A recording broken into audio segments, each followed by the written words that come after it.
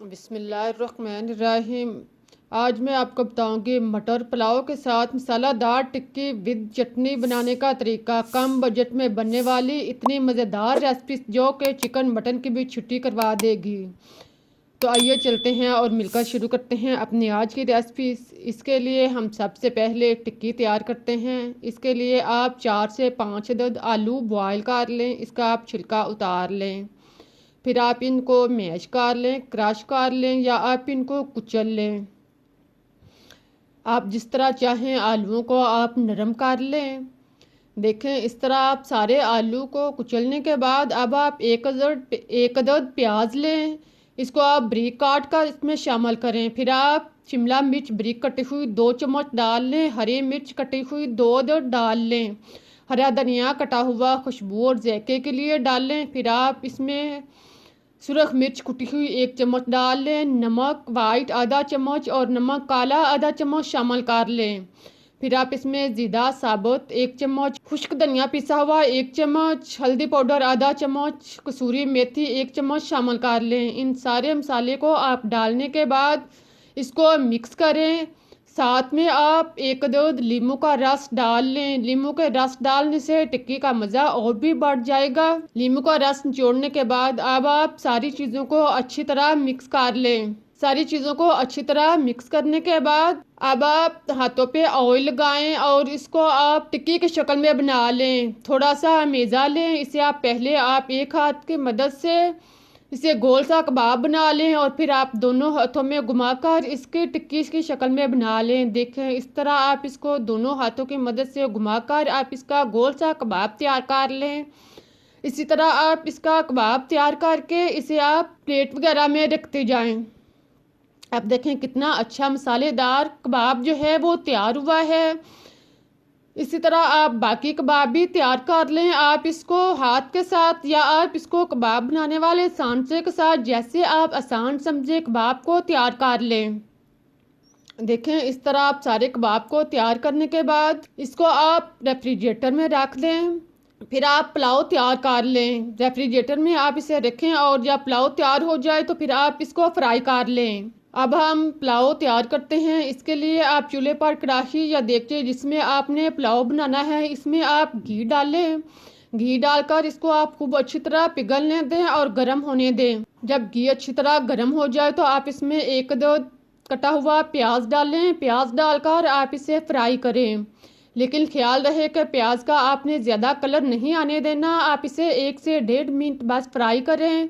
फिर आप इसमें ज़ीरा साबुत 1 चम्मच, काली मिर्च आधा चम्मच, बड़ी इलायची, सब्ज़ इलायची, दालचीनी, सौंफ और लौंग, इन सब चीज़ों को आप डालने के बाद आप इसको मिक्स करें। फिर आप इसमें अदरक कुटा हुआ 2 चम्मच शामिल कर लें और इसे ब्राउन होने दें। सारी चीज़ों को आप फ्राई करें लेकिन इनका आप कलर नहीं आने दें। जब सारी चीज़ें अच्छी तरह ब्राउन हो जाएं, फ्राई हो जाएं, तो आप इसमें कड़ी पत्ता 2 अदद भी शामिल कर लें और फिर आप इसमें मटर डाल लें। मटर आधा किलो मटर के दाने आप इसमें शामिल करें। मटर डालने के बाद आप इसे 2-3 मिनट तक मिक्स करें, फ्राई होने दें। जब मटर का कलर चेंज हो जाए, मटर ब्राउन हो जाए, तो आप इसमें हरी मिर्च कटी हुई 4 से 5 अदद साबुत डाल लें। साथ में आप 1 अदद टमाटर स्लाइस कटा हुआ डाल लें। इसे डालने के बाद आप इसे मिक्स करें और इसे मज़ीद 1-2 मिनट तक फ्राई होने दें। जब सारी चीज़ें अच्छी तरह फ्राई हो जाएं तो आप इसमें नमक 2 चम्मच डाल लें। बाद में आप टेस्ट चेक करके भी नमक डाल सकते हैं। नमक डालकर आप इसे मिक्स करें और फिर आप इसमें पानी डाल दें। पानी आप इसमें 2 प्याली शामिल करें। पानी डालने के बाद आप इसका ढक्कन बंद करें। चम्मच चलाकर पहले सारी चीज़ों को आप मिक्स कर लें और फिर आप इसका ढक्कन बंद करके इसको बॉयल होने तक पकने दें। इतनी देर तक आप पकाएं कि पानी बॉयल हो जाए और नरम हो जाएं और मटर जो हैं वो अच्छी तरह नरम हो जाएं। जब पानी बॉयल होना शुरू हो जाए तो आप इसमें चावल भीगे हुए 2 प्याली शामिल करें। चावलों को आप पहले 25 से 30 मिनट भिगोकर रख दें। फिर आप इसमें 1 प्याली दूध शामिल कर लें। इनको डालने के बाद अब आप चम्मच चलाकर इसको मिक्स करें। इनको आप अच्छी तरह मिक्स कर लें।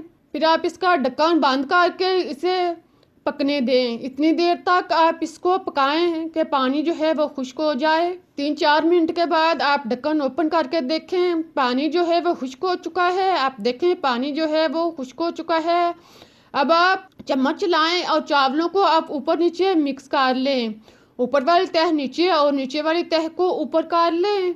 इसी तरह मिक्स करने के बाद अब आप इसकी तह को हमवार कर दें। चावलों की तह को बराबर करने के बाद आप इसके ऊपर हरे धनिए का छिड़काव करें और उसका ढक्कन बंद करके आप इसे दम पर रख दें। 10 मिनट तक आप इसे दम पे रखें। इतनी देर में अब हम कबाब फ्राई करते हैं।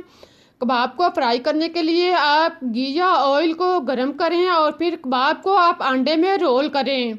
एक अदद अंडा लेकर इसे फेंट लें। इसमें आप कबाब को रोल करें और इसको आप फ्राई करते जाएं।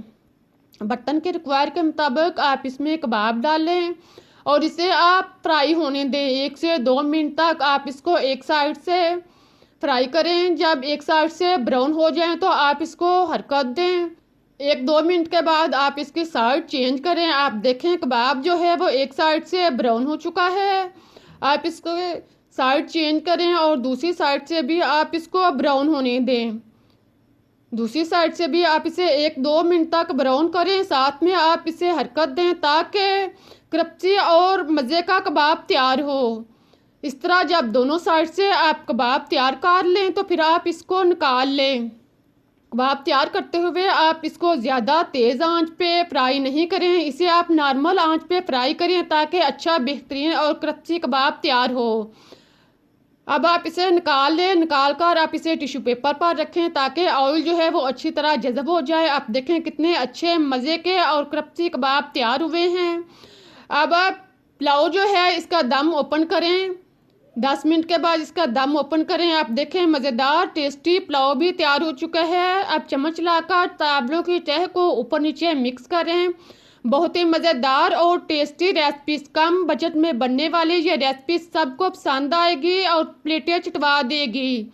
आप इस रेसिपी को छुट्टी वाले दिन बनाएं। ये आपके मज़े को, छुट्टी के मज़े का दुबाला कर देगा। इसको आप पिकनिक के लिए बना सकते हैं, सफ़र पर बना के ले जा सकते हैं। बहुत ही मज़ेदार और आसान रेसिपी है लेकिन मज़े की बहुत है। यकीन है कि आप लोगों को रेसिपी पसंद आई होगी। अब आप चावलों को प्लेट में डालें, खुद खाएं, मेहमानों को दें, साथ में कबाब और चटनी के साथ एंजॉय करें अपनी फैमिली के साथ। आप प्लेट में चावल डालें, साथ में आप कबाब तोड़कर इसका कुछ हिस्सा डालें और फिर आप इसके ऊपर चटनी डालें। इस तरह मज़े से नोश फरमाएं। देखें कितनी मज़ेदार और टेस्टी रेसिपी है। उम्मीद है कि आप लोगों को रेसिपी पसंद आई होगी। अगर रेसिपी अच्छी लगी है तो इसे लाइक करें, शेयर करें, चैनल को सब्सक्राइब करना मत भूलें।